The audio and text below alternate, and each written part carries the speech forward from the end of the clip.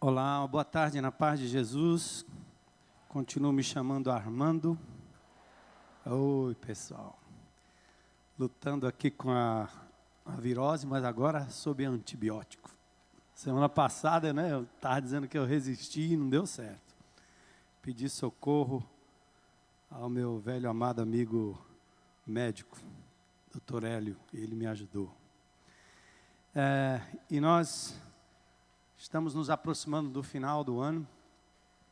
Temos muitas coisas boas que o Senhor ainda vai fazer no nosso meio. Acho que é um tempo muito gostoso de celebração, tempo da gente pausar, olhar para trás, avaliar o que aconteceu e nos reunirmos como forma de gratidão a Deus.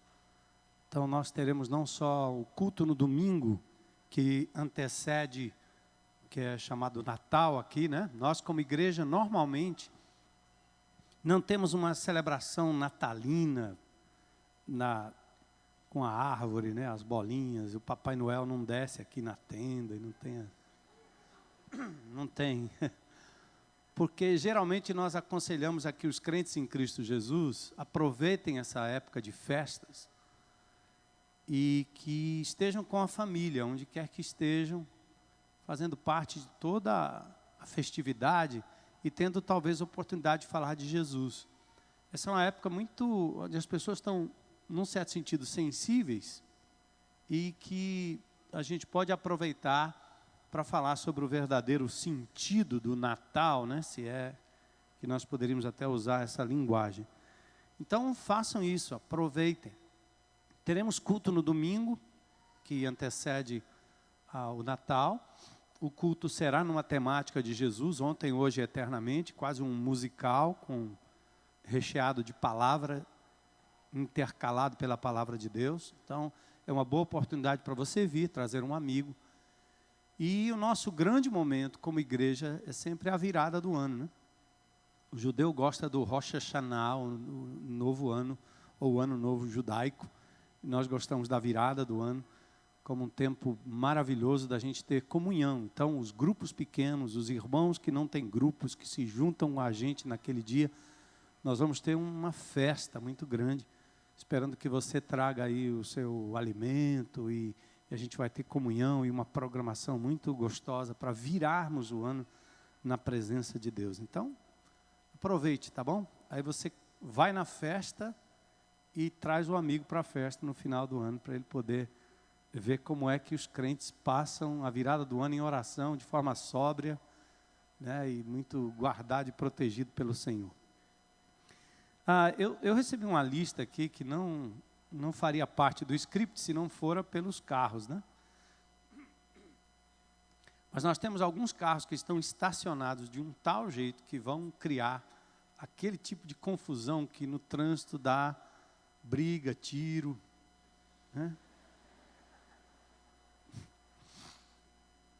O cara quer entrar na casa, não consegue sair, quer ir embora, o cara travou, Tanta indelicadeza no nosso trânsito, Tanta má educação.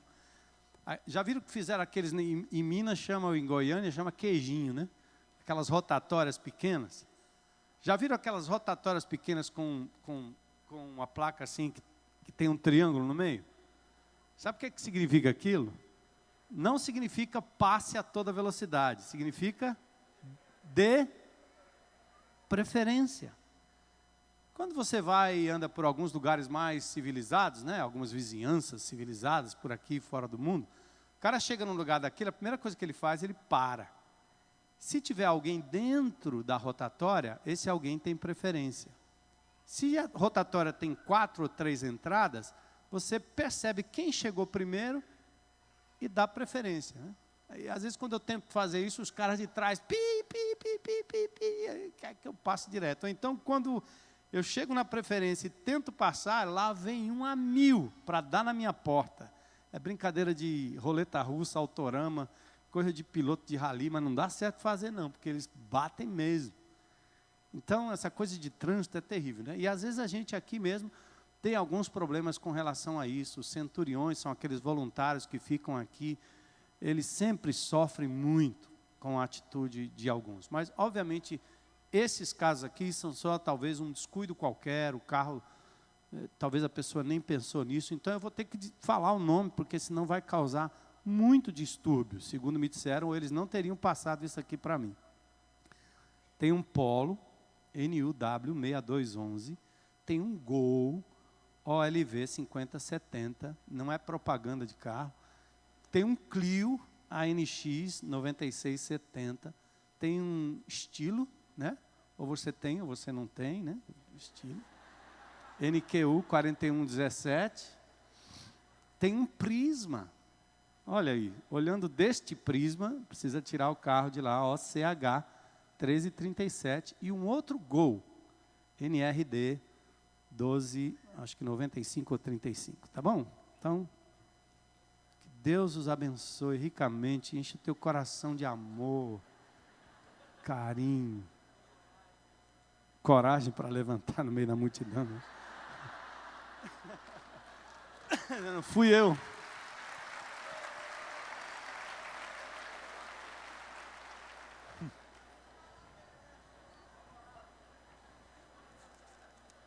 Essa é uma família, nós somos uma família. E isso acontece com a gente, né? Então, mais do que tudo é a prontidão e a atitude de fato, podemos ajudar uns aos outros. Gente, nós temos vários pedidos de oração que sempre nos chegam e a gente tem um grupos de oração. Cada grupo pequeno é um lugar de oração. Nós não precisamos de um momento específico para orar, nós estamos orando todo o tempo na presença de Deus. Essa madrugada foi uma das madrugadas que mais ou menos 3h30, 4 horas eu fui acordado para interceder por algumas coisas, orar. Então, lugar de oração é onde Deus está e Ele está em todo lugar. Mas nós queremos tirar um tempinho aqui para colocarmos alguns pedidos de oração para que vocês continuem orando. E vocês devem ter milhares de pedidos.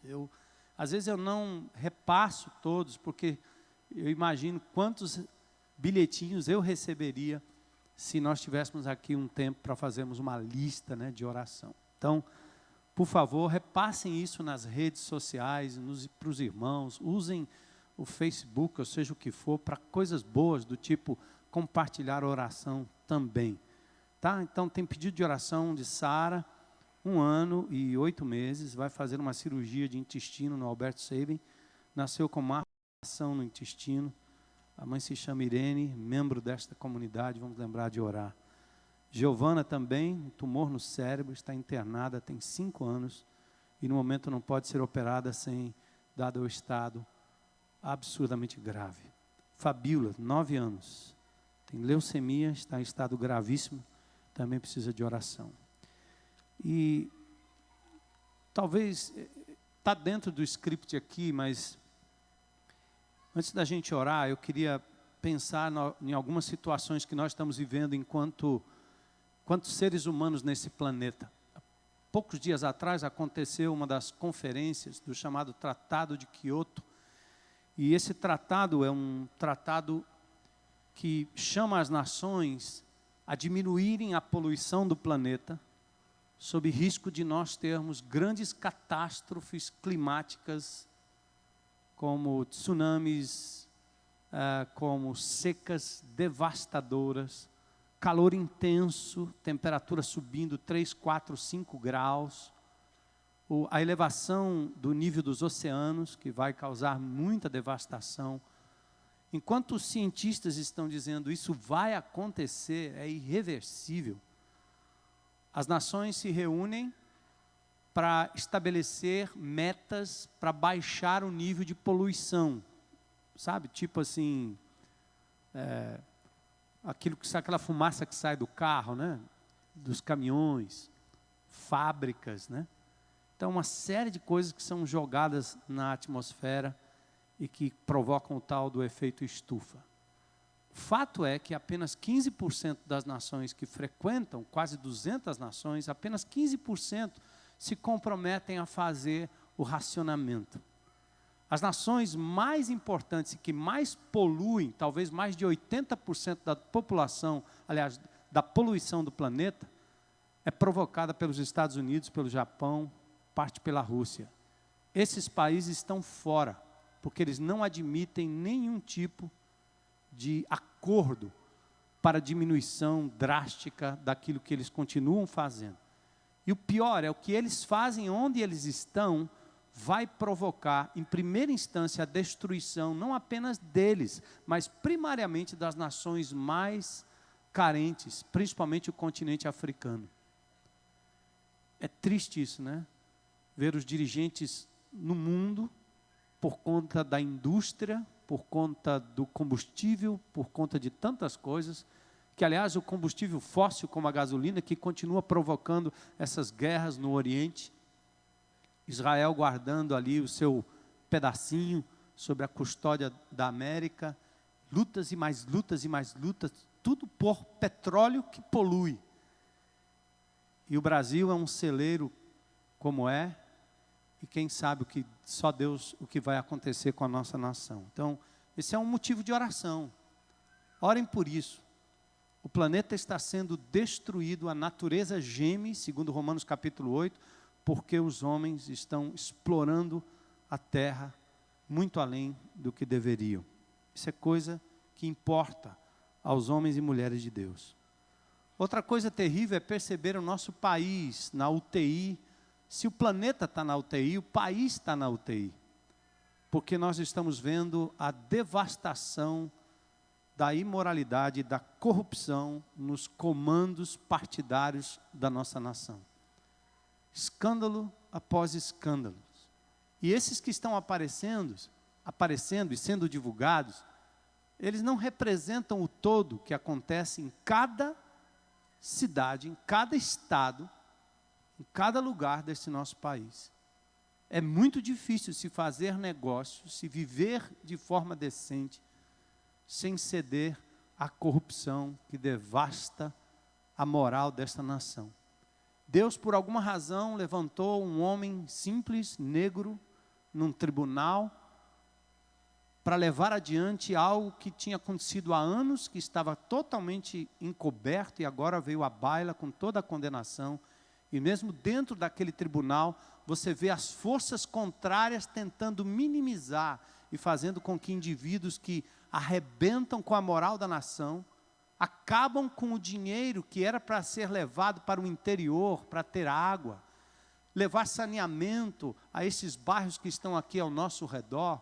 Eu me lembro uma vez na favela do Dendê, juntamente com o Reginaldo, juntamente com o João Batista, a gente olhando ali aqueles bueiros, né? Todos prontos ali, da Cagesse. Enquanto isso, o esgoto correndo bem do lado daqueles bueiros lindos. E aqui passa um sistema de saneamento. E quando a gente abriu aquilo ali, só tinha areia embaixo. Tinha sido inaugurado num governo qualquer aí atrás. E nós começamos a ver o que acontece com o dinheiro público que vai para a inauguração de obras que não funcionam, que não se adequam, enquanto esses indivíduos gastam trilhões, milhões de dinheiro com as suas loucuras e depois, quando são presos, pagam merrequinhas de fianças e passam alguns dias na cadeia. E se não for Deus estar levantando alguém para denunciar com coragem, e isso tudo passaria ao largo. Nosso país está na UTI. Ore por isso. Nossas famílias estão na UTI. Violência doméstica, crise de gênero, lares sem os pais. Eles são os donos da casa, mas nunca aparecem. Eles não educam os filhos, entregam os filhos às escolas, às babás, às creches, e nas férias não sabem nem o que fazer com eles. Porque bom seria se não tivesse férias. As crianças estão largadas, filhos abandonados, informatizados pelo sedentarismo de crianças que não brincam mais. Elas apertam o botão ou deslizam o dedo nos aplicativos e aparelhos da era moderna. O condicionamento do mercado global, os usuários de pornografia continuam por aí. Amigos de pessoas distantes, amores e relacionamentos virtuais. Ninguém mais se vê, ninguém se conversa, ninguém se toca. Velho para um lado, criança para o outro, marido para um lado, mãe para o outro. engrossando o cardápio das síndromes de doenças que estão atingindo, antigamente só os adultos, agora as crianças estão com todas as síndromes. E tem médicos e especialidades inventando a cada dia, talvez não inventando, mas rotulando doenças que outrora nós nem conhecíamos. Alguns dizem, não, essas doenças elas estão existindo agora, porque antigamente as pessoas não sabiam. Mas hoje, o fato é que nós temos mais informação e por isso as pessoas estão sabendo. Só o que está acontecendo hoje não é só mais informação para descobrir, é que nós estamos adoecidos, como família, como indivíduos, como pessoas. Orem pela nossa família. O ser humano está doente, nós estamos doentes. Vive-se mais, mas vive-se com menos saúde, irmãos. 75 anos de idade é a expectativa do brasileiro. Mas nós estamos vivendo mais, sob mais remédios, com mais prejuízos para a saúde que não existe. A infância e a juventude está adoecida pelo crack, pelas disfunções alimentares.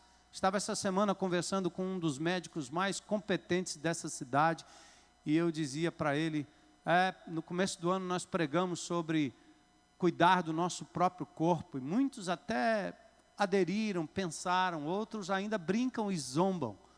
Ele está dizendo, pastor, nunca tivemos tanta incidência de câncer ao nosso redor, nunca, nunca. Antigamente, para ouvir falar de uma pessoa com câncer, custava demais, isso não existia no interior, não existia nem na capital, era aqui e acolá um caso. Hoje nós temos casos e mais casos e mais casos, por quê? Simplesmente porque nós estamos sedentários, comendo mal, ausência de cuidados naturais, mortes precoces, doenças degenerativas, pânicos, bipolaridades, com prejuízos irreparáveis. E a maioria das vítimas, crianças, inocentes, jovens, idosos, pessoas comuns, nós somos vítimas. Em meio a tudo isso, vivemos do planeta. Aliás, em meio a tudo isso que vivemos, do planeta, a tudo que se passa ao nosso redor, ou dentro de nós, vem a pergunta: até quando, Senhor? Até quando? E talvez a outra pergunta seria, temos algum motivo para celebrar? Temos algum motivo para celebrar? Há alguma esperança? Há algum motivo para agradecer, para crescer? E por isso hoje eu quero abrir com você no Salmo de número 34. E nós vamos meditar num salmo muito especial. Vamos ficar de pé para a gente orar.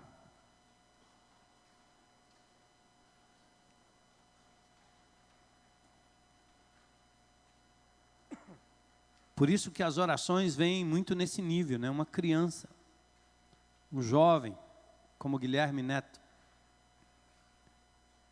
Irmãos que durante a semana perderam entes queridos de forma boba.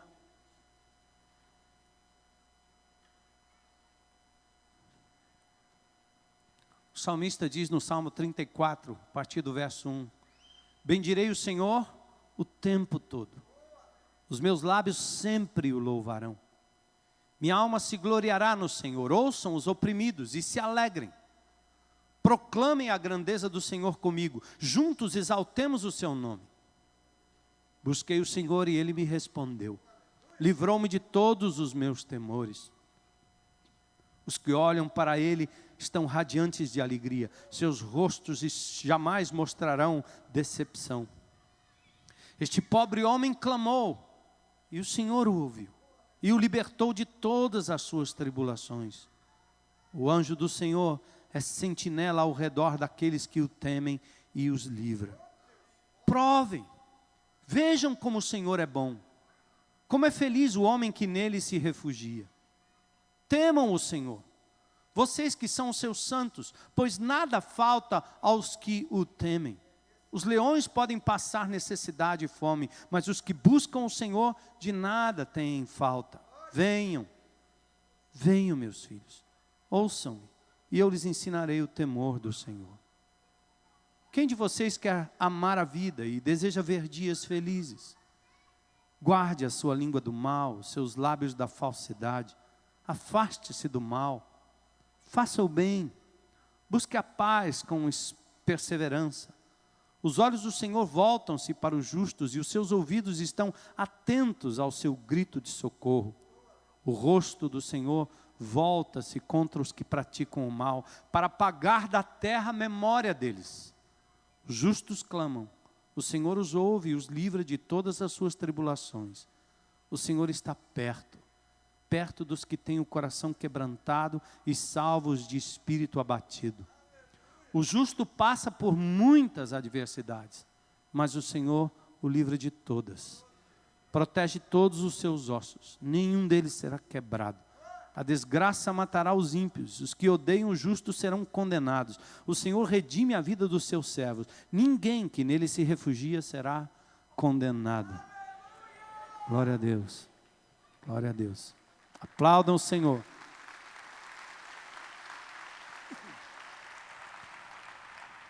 Senhor, quero colocar diante do teu altar a vida da Sara, da Giovana, da Fabíola e de tantos outros, Senhor, que nos vem à mente através da vida de cada pessoa que aqui está hoje à noite, pessoas que nos veem, nos ouvem pela internet, irmãos que estão ali na tendinha. Senhor, amados, queridos, que estão passando por momentos de dor, momentos de tristeza, momentos de luto, momentos de perda, momentos, Senhor, de desespero. Peço em nome de Jesus que nós encontremos hoje à noite, em Ti, na Tua palavra, um alento para prosseguir, motivos para agradecer, firmeza para perseverar mesmo em meio às tribulações. Ajuda-nos, Senhor, nesta noite. Obrigado pela Tua palavra, obrigado pelo alento de estarmos aqui hoje, juntos para a glória do Teu nome. Completa a Tua obra, Senhor, na nossa vida, na vida de cada pessoa aqui, na vida desse amado que esteve aqui bem pertinho, Senhor. Fala ao coração dele, como fala ao nosso coração, ao coração de todos aqui. Todos nós carecemos de uma forma ou de outra, de uma palavra de esperança. Levanta os nossos olhos para que contemplemos as Tuas maravilhas e, acima de tudo, a Tua pessoa. Olhamos para o Senhor, para que sejamos iluminados. Para a glória do Teu nome é que nós oramos. Amém. Amém. Podem sentar, em nome de Jesus.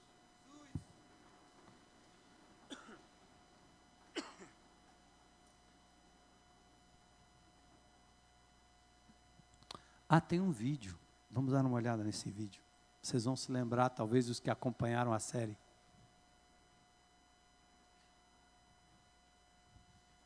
Trata do contexto desse salmo. Nenhum de vocês me disse que meu filho, Jonatas, fez uma aliança com aquele traidor. Jonatas agiu contra o próprio pai e deixou fugir o homem que quer me matar. Vasculhem todo Israel. Encontrem Davi. Quem não está comigo está contra mim. Esse é Saul. Senhor.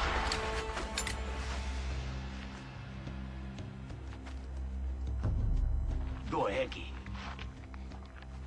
Ele não devia estar com os sacerdotes. Sim, senhor, recolhido na escola de profetas. Tirem esse leproso daqui. Já fui purificado, senhor. Passei tempo demais naquele lugar. E trago notícias que agradarão ao rei. Eu encontrei Davi. Davi? Isso mesmo. Eu vi o filho de Jessé. Abaixem as armas. E onde ele está, Doeg? Foi pedir ajuda ao sacerdote Ahimelech. E ele ajudou? Sim. Deu a ele comida. E a espada de Golias. Levitas traidores. Querem tirar o meu reino e dar para Davi. Os sacerdotes se acham intocáveis. Protegidos do Senhor. Mas eles vão ver. Perdão pela intromissão, senhor. Mas preciso lhe mostrar algo muito interessante.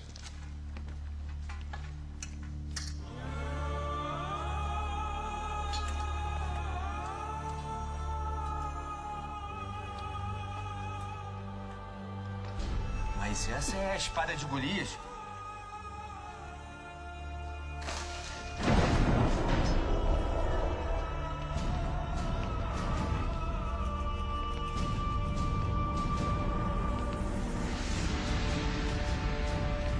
Davi estava fugindo de Saul, foi parar em Gate, diante do rei Aquis. Agora poderia parecer o fim para ele.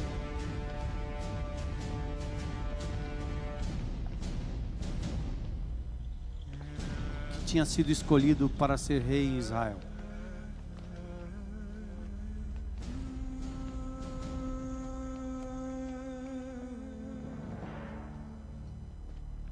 Quem é esse homem?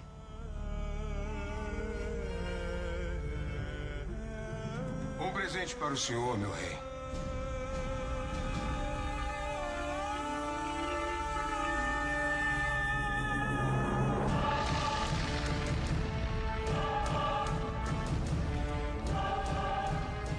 Davi?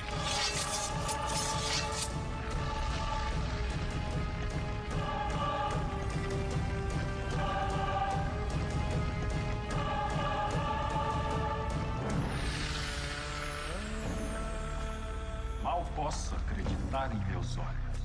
Davi foi encontrado nas redondezas de Gate, senhor, com a espada de Golias. Então esse é o famoso Davi que venceu o gigante. Isso mesmo, Itai. Eis o herói dos hebreus. Este é o maior inimigo de nosso povo. Nenhum homem matou tantos filisteus quanto ele. Soldados, prendam Davi!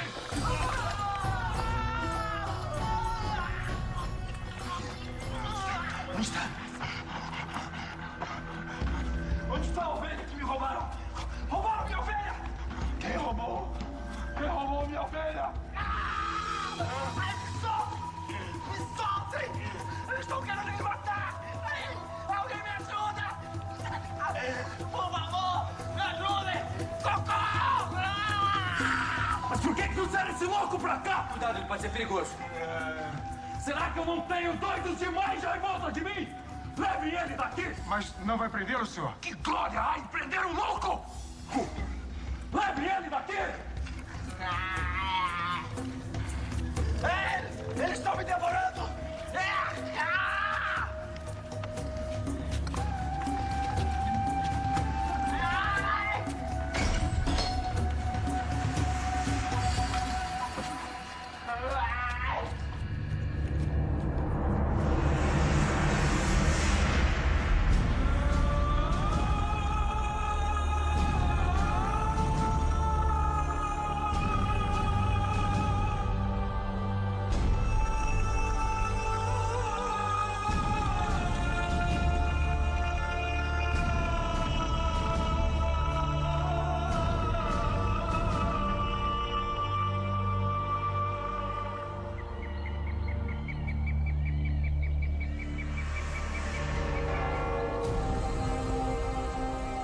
Até quando, Senhor?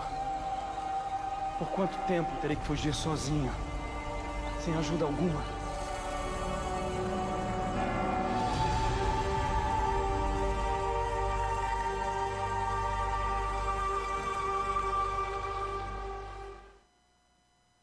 Pronto. Davi fez-se de louco, porque ele estava exatamente dentro do território inimigo, sendo perseguido por Saul, que era o rei de Israel, escolhido por Israel contra a vontade de Deus.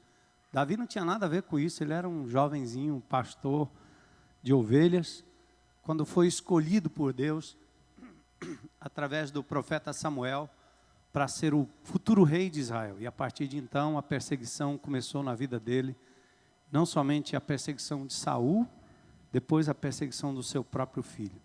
Mas essa minissérie foi super interessante, tem trechos interessantíssimos para você compreender até um pouco melhor a leitura do Velho Testamento, né? Muita gente lê o Velho Testamento e diz, coisa cruel, coisa cruel. O nível do negócio era mais ou menos assim, né?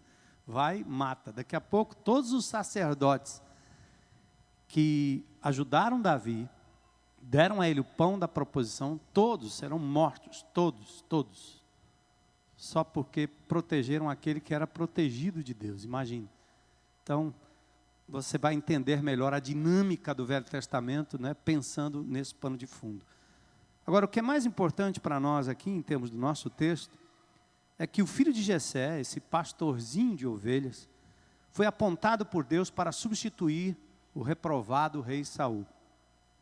Sentindo a ameaça que Davi representava, Saul então começa a persegui-lo, ele vai para esse vilarejo e acaba tendo que simular uma loucura para escapar e continuar correndo para o deserto, onde mais tarde ele teve a oportunidade, inclusive, de ver Saul na sua frente, e aquele que podia matá-lo, Davi poupou a vida dele por honra ao rei ungido e estabelecido por Deus até então. Então, Davi escreve este Salmo 34 exatamente sob esta pressão, nestas circunstâncias de perseguição, de perda da honra, de estar sendo buscado como um fugitivo, longe da sua família, longe de todos. Este é um salmo com 22 versículos, é o chamado salmo acróstico. Cada versículo inicia com uma letra do alfabeto hebraico. E ele revela para nós onde Davi foi buscar forças para escrever não uma lamúria, um lamento, uma coisa que aponta para o outro, para aquele outro, para Deus, seja quem for. Mas como é que Davi consegue passar por toda essa situação de tribulação, de luta, de solidão, e ainda ser capaz de agradecer? E eu quero que você, talvez a sua luta não seja como a de Davi. Talvez a sua perseguição não tenha espada. Talvez você não está fugindo para o deserto, mas eu imagino que às vezes no meio de pessoas, dentro de casa, no meio de amigos, a gente vive desertos. Passa por problemas e lutas e dificuldades. E como é que nós reagimos? Então Davi não só consegue proclamar, falar daquilo que Deus estava fazendo por ele naquele momento de dor, mas ele ainda nos convida individualmente, ou como igreja, à celebração. A despeito de todo o sofrimento, de toda a perseguição, Davi revela os seus motivos para celebrar. E ele está nos convidando. Celebrem a Deus comigo. O verso 1, começando pelo verso 1. Davi não... Veja o relato. Talvez se alguém chegar perto de você e disser assim, como é que você está? O que você está passando? O que está acontecendo? Você não ia começar desse jeito. E Davi, a despeito de tudo, ele ergue os seus olhos e diz, bendirei o Senhor o tempo todo.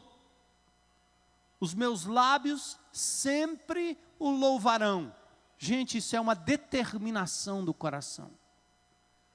Não era o que Davi estava sentindo, não era o que a emoção o levava a fazer, mas era uma determinação do seu coração. Essa palavra bendizer ao Senhor em todo tempo, ou o tempo todo, não se reduz à questão cronológica. Não quer dizer que Davi ia ficar o dia inteiro dizendo, louvarei ao Senhor, louvarei ao Senhor, louvarei ao Senhor, louvarei ao Senhor, nas 24 horas do dia, não, nada disso. Todo tempo aqui significa louvar ao Senhor em toda e qualquer situação. Este ano eu creio que Deus tem nos levado como igreja a compreender essa maturidade, de ter a graça de não apenas receber de Jesus promessa de salvação, livramento, vida, Espírito Santo, alegria, mas também a bênção de padecer com Ele nos sofrimentos de quem vive num mundo, como foi descrito aqui no começo, que jaz no maligno, em que o mal prevalece, em que as pessoas estão aí buscando se destruir e sendo destruídas por uma força maligna que toma conta do mundo. E nós somos vítimas, reféns, mas às vezes agentes dessa destruição pelo nosso estilo de vida. Mas Davi está dizendo, seja qual for a situação, eu quero louvar e bendizer ao Senhor, falar bem do meu Deus. É o que a gente tem aprendido com Abacuque, é o que vai nos levar para encararmos 2013 e não pensarmos que o mundo vai acabar dia 12/12 de 2012, né? Ou que o calendário maia, ou que Nostradamus tenha dito alguma coisa diferente daquilo que a palavra de Deus diz. Ninguém sabe do dia e hora. A manifestação do anticristo ainda há de aparecer. O mundo está sem líder. Algo vai acontecer. O cenário e o palco mundial estão preparados para que as profecias do Apocalipse se cumpram de verdade. Mas ninguém sabe o dia e nem a hora. E tudo que Deus fala sobre o futuro para o crente é para que ele viva agora de forma melhor e na presença de Deus. Que o céu seja antecipado na minha vida, na minha casa, na minha mente, nos meus relacionamentos. Então o futuro não é escapista. O futuro não é uma fórmula de escape. O futuro não é um positivismo. Não é uma pregação mentirosa, em que o crente fica só falando que lá no futuro tudo vai dar certo, tudo vai dar certo, tudo vai dar certo, tudo vai dar certo. Para esquecer e não encarar a luta que se tem agora. Ou para não se decepcionar com o fato de que sofrimento faz parte do nosso aperfeiçoamento. Bendiga ao Senhor em todo o tempo. Davi estava vivendo um momento de extrema perseguição, desprezado, tendo que se fazer de louco, mas ele decidiu louvar a Deus nesta situação e lembrar o que nós cantamos aqui: o Senhor é bom e a sua misericórdia dura para sempre. Deus é misericordioso, Deus é bom, Ele tem pensamentos de paz para mim e para você. E você diz, então por que acontece tanta coisa comigo? Por que Ele não me tirou? Ora, por que Ele te trouxe para a vida? Por que Ele colocou a gente nesse planeta? Por que Ele deu a você o arbítrio? A questão não é este porquê, é por que nós, não porque Deus. Por que nós não seguimos, não obedecemos, não caminhamos, não fazemos aquilo que é trivial, que é fácil? Na mesa, para cuidar de um planeta, os países não conseguem fazer, senão buscar os seus próprios interesses. E vamos culpar Deus? Vivemos mal, andamos mal, nos relacionamos mal, dormimos mal, comemos mal. Vamos culpar Deus? Não. Então, Davi sabia, o Senhor é bom, tem propósitos bons para os seus filhos. E por isso nós temos que louvar o seu nome em todo o tempo. Paulo dizia isso em 1 Tessalonicenses 5,18. Em tudo dai graças, irmão. Em tudo dai graças. Hoje eu estava sendo lembrado por uma jovem aqui da nossa igreja, Marina, que sofreu vários problemas físicos, teve perda de irmão na família. E ela estava dizendo, olha, eu me lembrei daquele texto que falaram acerca do cego lá em João 9, quando perguntaram, bom, se ele está desse jeito, quem foi que pecou? Foi ele, seus pais, quem foi? Jesus disse, não, ninguém pecou. Essa manifestação aqui é para a glória do nome de Deus. E a pessoa tem a maturidade de dizer algo que é perigoso. Eu não sei se eu tenho coragem de dizer, Senhor, se for para a tua glória, eis-me aqui, manda mais. Duro, né? Difícil, né? Porque nós queremos é nos livrar. E nunca termina o número de pessoas, nunca termina o número de denominações, nunca terminará o número de igrejas, nunca terminará o número de líderes oportunistas e de pessoas que vão lhe induzir a um caminho fácil que não existe. E dizer que é possível você de verdade se livrar de tudo. E o texto é usado de uma forma até torcida, para tentar fazer com que você se contente com uma esperança de que no mundo você nunca terá aflições. Jesus disse o contrário, no mundo tereis o quê? Aflições, mas ele disse, tende bom ânimo, eu venci o mundo. Tereis aflições, mas tende bom ânimo, eu venci o mundo. Por isso a palavra de Deus diz em Romanos 8:28, todas as coisas cooperam para o bem daqueles que amam. Todas as coisas, irmãos, todas. O ganho, a perda, todas. Só em nome de Jesus não culpe Deus por aquilo que você mesmo provoca, percebe? Deus está te dando a opção de obedecer, de andar no caminho dEle, de buscar a sua palavra, de conhecê-lo, de amá-lo, de ter o prazer de andar com Ele lado a lado.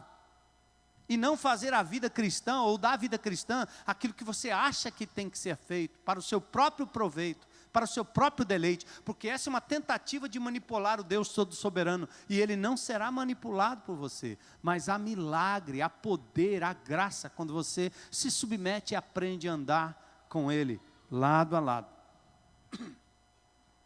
Então ele diz, verso 2, minha alma se gloriará no Senhor, ouçam os oprimidos e se alegrem, não deixa de ter opressão, mas ele diz, ouçam e se alegrem, porque a minha alma vai se gloriar naquilo que o Senhor faz, seja muito, seja pouco, seja agora, seja depois, não interessa, Deus está do nosso lado, se Deus é por nós, quem será contra nós?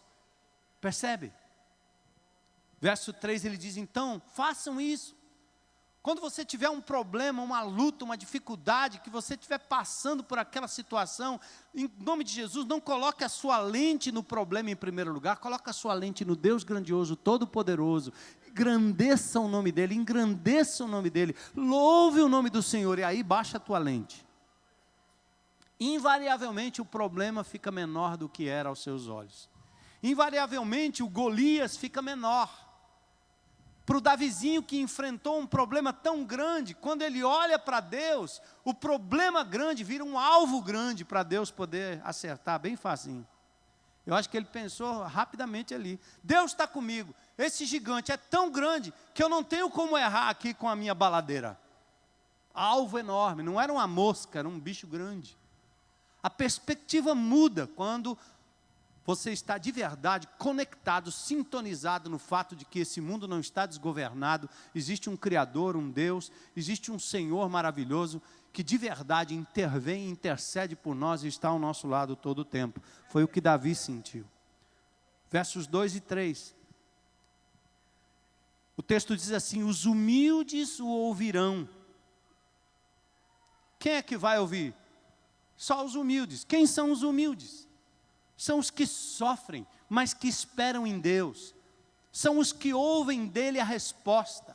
São aqueles que esperam em Deus a justiça, porque não tem como fazer justiça com as próprias mãos.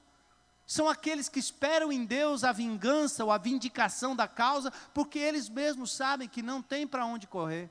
São aqueles que esperam na força do Senhor, porque eles mesmos não têm forças para vencer todo o mal.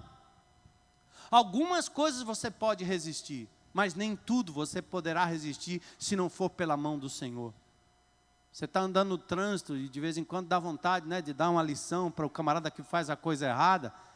Algumas pessoas tentam fazer isso, levam um tiro na cara, descem do carro, são agredidos violentamente. Se Deus não nos guardar, nós não vamos continuar vivos por muito tempo. Então foque no Senhor, para depois focar no problema.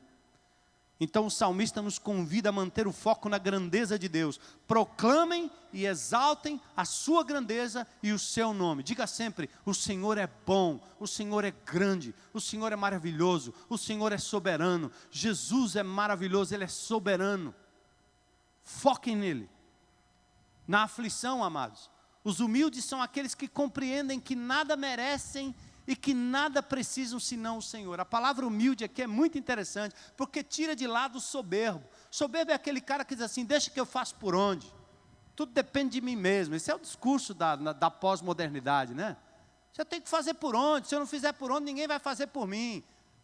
Pois é, grande empresário, grande líder, vai lá, grandão, vai lá, até você ficar deitado numa maca de um bicho que você fez por onde e não deu certo. É ou não é? Basta um inseto, basta uma bactéria, basta um vírus, basta uma mulher, basta um homem, basta uma criança, basta um adulto, basta uma criança com a arma na mão e a tua soberba vai ao chão.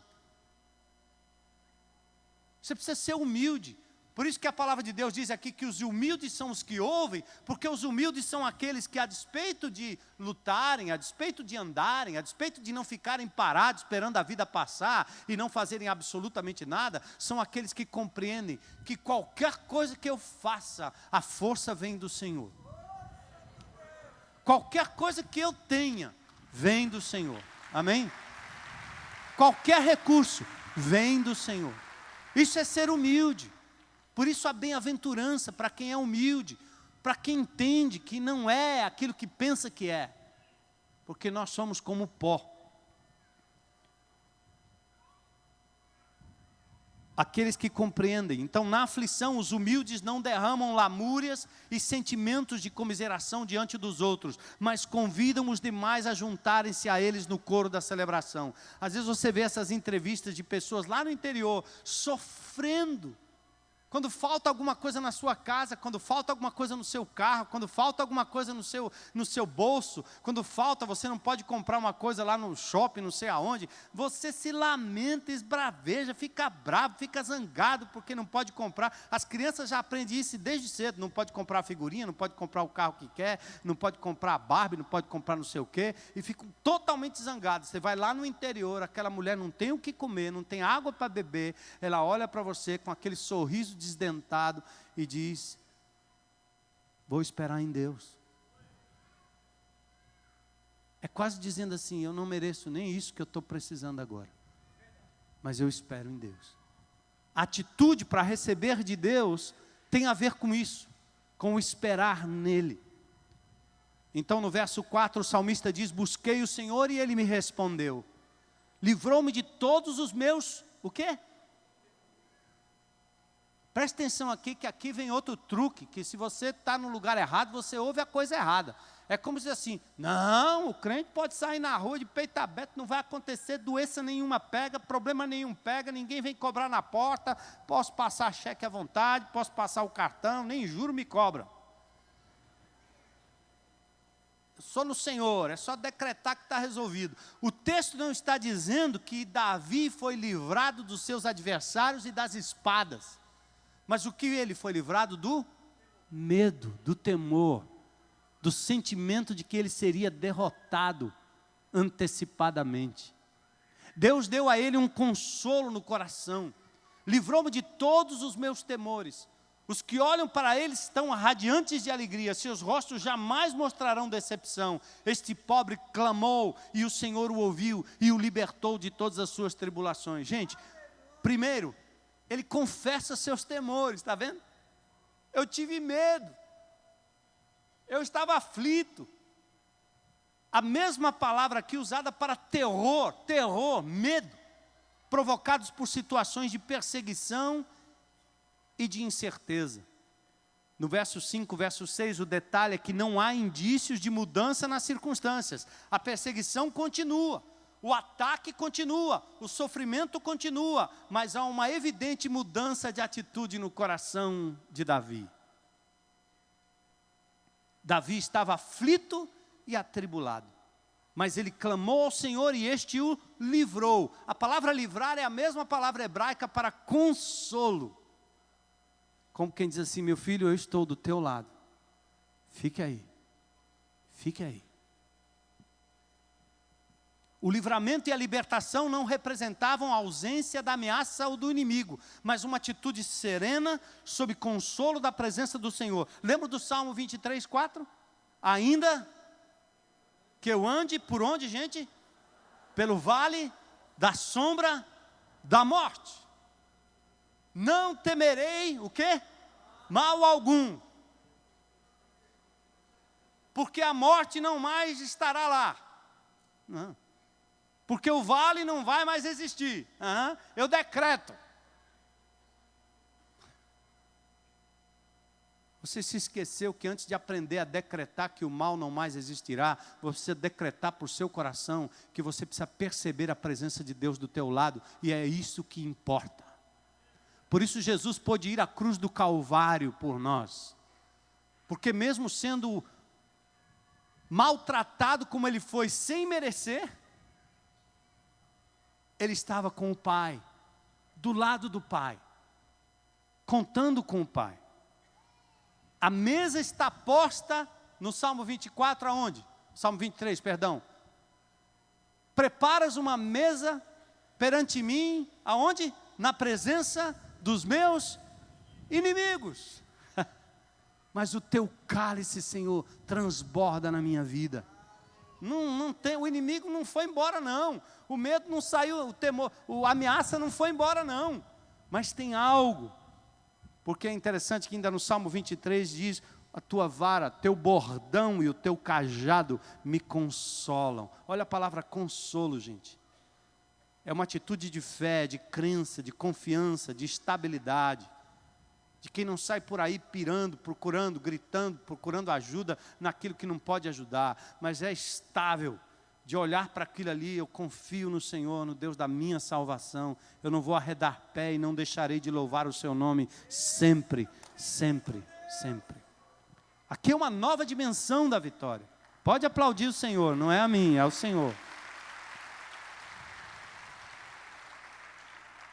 O verso 5 diz: contemplai-o. Olha para eles e vocês vão ser iluminados. Quando as coisas parecem trevas, densas, escuras, e que você não enxerga a saída, não olha para o problema, não olha para o homem, não olha para o amigo, não olha para o irmão, não olha para o pastor, não olha para ninguém. Olhe para o Senhor e você vai ser iluminado. Põe os teus olhos nele, aprenda a viver nessa perspectiva de Abraão. Homem de fé, como disse o pastor José Edson. Pratique isso. Como o rosto da mãe, quando ela acha o filho perdido, é assim que será. Olhos iluminados, rostos iluminados. Gente, eu quero ler Isaías capítulo 60, versículos 1 a 5, não sei nem se tem aí, mas eu vou ler esse texto que é um alento para a minha própria vida, para o meu coração. Ah, está aí. Levante-se, refulja, porque chegou a sua luz, e a glória do Senhor raia sobre você. Olhe, a escuridão cobre a terra, dessas trevas envolvem, ou densas devem ser, né? Densas trevas envolvem os povos, mas sobre você raia o Senhor, e sobre você se vê a sua glória. Aleluia. Oh, Jesus maravilhoso. Vai lá, vai lá. Aí. As nações virão à sua luz, e os reis ao fulgor do seu alvorecer. Olha lá. Olhe ao redor e veja. Todos se reúnem e vêm a você. De longe vêm os seus filhos, e as suas filhas vêm carregadas nos braços. Então o verás e ficarás radiante, o seu coração pulsará forte e se encherá de alegria, porque a riqueza dos mares lhe será trazida, e a você virão as riquezas das nações. Que coisa! Que promessa de Deus a uma nação sofrida. Vem, levante-se. Essa glória é um reflexo da presença de Deus, que renova a minha esperança, que mantém todo o meu ser curado da incerteza, que me impede de ficar buscando cartomantes, buscando profetas de plantão. Eu não preciso disso, eu preciso de Deus. Eu preciso olhar para Ele, eu preciso olhar para a sua palavra. Eu não preciso de ninguém para me conduzir a canto nenhum, porque eu tenho acesso à presença desse Deus, mediante a pessoa de Jesus e o Espírito que está em mim, em você, em nós. Livre acesso, queridos. Não vamos inventar truques religiosos para manipular pessoas e mantê-las presas a mungangos espirituais. Você quer mais do que a presença de Deus com você no vale da sombra da morte? Ele vai estar lá com você, Ele está lá com você, perceba, e acima de tudo, glorifique o seu nome, louve, louve, louve, louve e exalte o seu nome. Eu convido a você a experimentar isso, como a Marina, como Elisângela, como Lima e Auricélia anos atrás, como Cláudia, como eu tenho experimentado. Logo novinho na fé, 3 meses da minha conversão, Deus leva meu pai com 49 anos de idade. Poucos anos depois, minha mãe também é levada. O que é que aconteceu? Eu não sei. Tristeza, sim. Sentimento de perda, sim. Mas um consolo do Espírito, uma coisa fora do comum, extraordinária, que olha para a vida na perspectiva de que a morte não tem mais vitória, porque Jesus ressuscitou, e um dia nós estaremos juntos ali na glória. Glória a Deus, glória a Deus.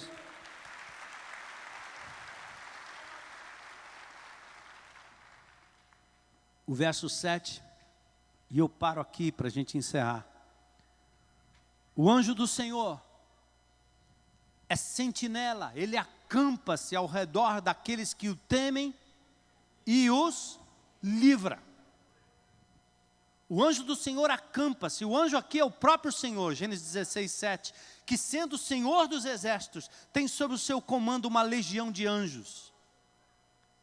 Me faz lembrar daquele texto do Velho Testamento, 2 Reis, capítulo 6, verso 15. Eliseu teve a mesma convicção quando se viu cercado pelo exército da Síria. E o moço que estava do lado dele disse: ai meu Senhor, que faremos? Estamos cercados por um exército, vamos morrer. Claro, sufoco, era real, armas, morte iminente. E a resposta foi qual?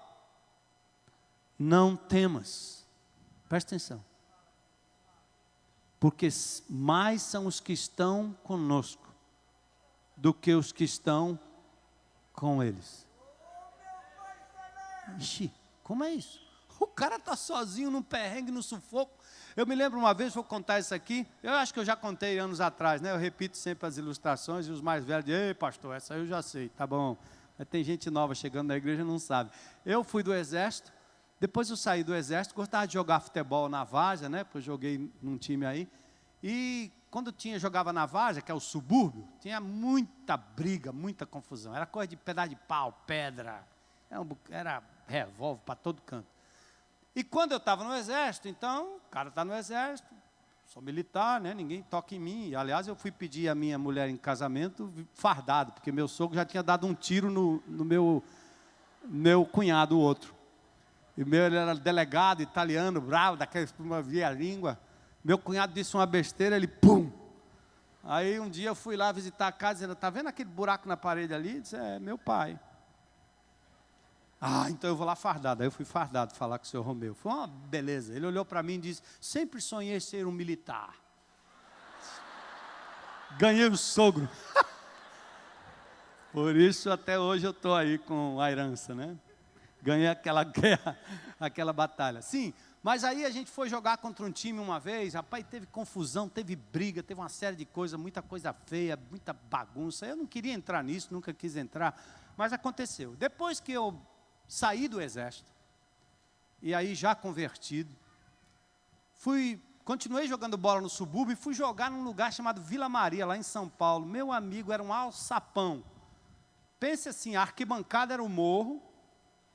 Eu cheguei com o meu carro, deixei bem distante, e o campo era no morro, e a arquibancada era o pessoal no morro com os pedaços de pau na mão, certo? Nego limpando arma, sabe? Era coisa assim, bem... E eu fui jogar, certo? E o jogo, a gente, fizemos 1-0. Aí o jogo não terminava, e foi ficando tarde, passou 1 hora, 2 horas, e o negócio estava escurecendo, e o negócio não terminava, e a gente chegou à conclusão que se não fizéssemos o gol de empate, a gente não ia sair vivo de lá. E finalmente, num lance lá, o camarada empatou, entra aí, empatou o jogo. Só que mesmo assim, quando terminou, eu saí correndo, e corri para o carro, mas quando eu corri para o carro estava um pouco distante, eu achei que eu ia me livrar, porque teve quebra-pau, gente correu para um lado, para o outro. Eu saí correndo em direção ao meu carro e fui. Quando cheguei mais na frente, um grupo me cercou, ele disse assim: você é aquele cara, é você, né, meu? Agora chegou a sua hora, ó. Cara, pedaço de pau, e eu no meio, sem arma, sem nada, desarmado, só me lembrei que eu tinha Jesus, né? Tinha me convertido, novo convertido, não entendia direito. Aí eu estava assim no meio, disse: cara, agora eu vou apanhar, eu vou morrer, meu Deus. E agora que eu me converti, por que o senhor foi fazer isso comigo? Eu comecei a olhar para cá, eu já disse que eu vou ser pastor um dia, eu vou ser pregador. Gente, naquela hora que eu estava ali no meio, que os caras começaram a fechar a roda, e já estavam começando a me chutar, iam me matar. De longe vem um cara grandão, enorme, um morenão enorme. Ele olha de longe assim, quando ele olha para a coisa, ele vê chegando, ele diz assim: Cabo Bispo! Zé! Aí ele entrou na roda, me abraçou e disse: cara, esse cara é meu chapa. Deixa ele comigo, meu, aqui ninguém vai mexer com ele não. Zé, meu anjo da guarda. Glória a Deus. Ei. O Zé era um bandido que eu tinha sido, na época, né? Ele foi meu soldado. O Zé não tinha coturno que coubesse nele, sabe? Mas ele era muito amável e tal. Livrei ele de tanta coisa, acabou dando certo. Cabo Bispo, vem cá. Olha, quando eu estava ali eu não tinha a mínima noção. Eu acho que Eliseu, naquele momento, também cercado, o moço que estava do lado disse, loucura! E Eliseu diz, maior ou mais, ou maiores, são aqueles que estão com a gente, né? Temos mais do que eles têm. Como? O moço não podia contemplar essa verdade. Baseado em que Eliseu disse isso? Era o acampamento dos anjos do Senhor que estava ali e que o Senhor os acionaria para guardá-los. O moço não podia contemplar essa verdade, pois seus olhos estavam saturados e ocupados com a visão do horizonte, a visão do adversário, a visão do problema, a visão dos problemas terrenos, ainda que os problemas fossem reais, mas a visão era unicamente horizontal, não era vertical, como a minha visão não era vertical, mas era apenas horizontal. Não se trata de sublimação nem alienação, gente. Não vamos simplesmente pensar positivo, não. Não estamos falando aqui do segredo, não. Temos que apenas focar na realidade de tudo que sabemos sobre Deus, sua presença, seu amor e a sua intervenção. E a oração de Eliseu é a oração que eu quero fazer hoje à noite por cada um de vocês e por mim também. 2 Reis 6,17. Senhor, que os olhos do teu povo sejam abertos, para que vejam a tua glória, teu poder, teus exércitos invisíveis, que batalham por nós a cada dia e que vão nos livrando do mal e do maligno. E mesmo quando for pelo vale da sombra da morte, o Senhor vai nos guardar. Por isso o verso 8 termina dizendo, provai e vede que o Senhor é bom. Você não precisa ter medo de se decepcionar com Deus. A prova, o test drive, não. Creia. Agora, meu amado, você que é jovem, você que é adolescente, você que está chegando na IBC agora, não tem lugar para racionalidade pura, única, não. Ou você aprende a olhar para o invisível e experimentar isso de verdade, com maturidade, ou você vai continuar como o moço de Eliseu, medroso o tempo todo, incerto o tempo todo, temendo o tempo todo, adoecido e adoecendo pessoas ao seu redor, correndo atrás de um evangelho fácil e barato, que acaba não resolvendo o problema, porque a doença bate, a perda vem, como veio para Paulo, como veio para Elias, como veio para Eliseu naquele momento, como veio para Davi. Mas nós podemos crescer na graça, no conhecimento de Jesus e amadurecermos nesse final de 2012. Os problemas não acabaram. Mas um dia, esta terra será renovada pela glória de Deus. Um dia não haverá mais pranto, mais dor, mais lágrima, mais nada disso. Está lá no Apocalipse, está escrito lá no final. E enquanto isso, Deus quer mostrar a cada um de nós como Ele é bom e como a sua presença nos dá consolo. Venha o que vier, aconteça o que acontecer, doa o quanto doer, eu me alegrarei no meu Senhor e o louvarei para sempre. Amém? Glória a Deus, glória a Deus. Te adoro, Senhor, te louvo, Senhor, te bendigo, Senhor, todo o tempo, te bendirei, te louvarei enquanto eu viver. Senhor, que esta igreja, que esse povo, Senhor, que ama a Tua palavra, ame o Senhor e o conheça e ande com o Senhor todo o tempo. Na alegria, na tristeza, no vale, no cume do monte, não importa onde, Senhor. Para a Tua glória nós vamos continuar firmes, olhando para Jesus, declarando que Ele é bom. Olhando para o próximo ano, Senhor, a despeito dos prognósticos tão ruins em tudo, confiantes de que o Senhor é o mesmo ontem, hoje e eternamente, e não nos abandonará. Quando houver segundo a tua vontade, Senhor. Cura, milagres, ações poderosas de Deus, que não seja por conta do nosso mérito, porque mereçamos alguma coisa ou merecemos algo, mas para que a tua glória se manifeste. Só isso, Senhor, só isso. Faz isso. Eu ouvi um testemunho hoje de uma mulher que viveu cética durante anos, mas agora acometida de uma doença, o Senhor então a faz contemplar Deus como nunca, mano, nunca. E a cura veio para testificar do teu nome.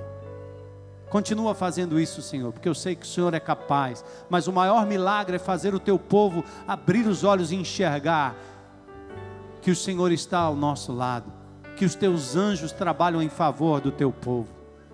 Enquanto nós oramos e glorificamos a Deus, eu quero perguntar se tem alguém aqui hoje à noite que gostaria, talvez pela primeira vez, aberta e publicamente dizer: eu quero entregar a minha vida a Jesus, recebê-lo como meu Senhor, meu Salvador hoje à noite. Eu não quero temer mais, eu quero confiar que o Senhor morreu por mim, ressuscitou por mim, quer entrar na minha vida. Eu quero dar lugar para que Ele me acompanhe nas lutas do dia a dia. Tem alguém hoje à noite? Levanta a mão aí, tem alguém para dizer: eu quero Jesus? Deus te abençoe. Aleluia, aleluia, aleluia. Estou te vendo lá. Glória a Deus, cara, glória a Deus. Mais alguém com coragem para dizer: Deus te abençoe? Abraça. Mais alguém? Hoje à noite é um tempo para você fazer uma entrega total. Eu te louvarei, Senhor. Vamos lá? Vamos adorar o Senhor, vamos ficar de pé.